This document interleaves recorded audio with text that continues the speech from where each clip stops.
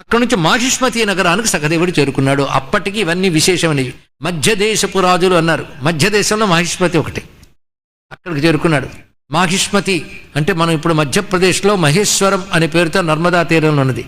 అమ్మ అహల్యాబాయి ఈ పేరు మహేశ్వరుని మార్చి మాహిష్మతి నగరాన్ని పాలించింది. చాలా కాలం క్రితం కార్తవీర్యార్జునుడు అక్కడ రాజే. గొప్ప చరిత్ర కలిగినది. ఆదిశంకర భగవత్పాదులు మండన మిశ్రుడు వాదన జరిగిన చోటది.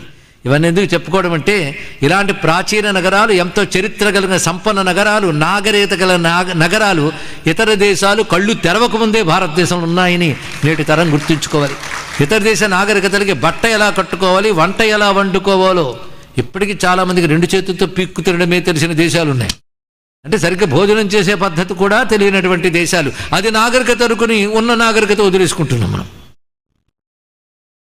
ఆఖరికి ఎన్ని రకాల ఆహార పదార్థాలు భారతదేశంలో ఒక్కొక్క ప్రాంతాల్లో ఉంటాయో పాప అవేవీ తెలియక ఏదో కాల్చి ఎందులోనో పెట్టి అది నోట్లో వేసుకునే వాళ్ళని అనుకరించకూడదు. ఈ దేశపు నాగరికత అలాంటి పట్టణాల పేర్లు చరిత్ర వింటుంటే ఒళ్ళు పులకించిపోతుందండి. నిన్న మొన్నటి వరకు ఉన్న మహారాజన్యుల చరిత్ర ఒక్కసారి గుర్తొస్తుంది. ఎన్ని దాడులు, ఎన్ని అక్రమాలు, ఎన్ని కిరాతకాలు జరిగినా అలాంటి మహానుభావుల వల్ల కాపాడి ఉన్నటువంటి దేశ సంస్కృతికి నమస్కారం.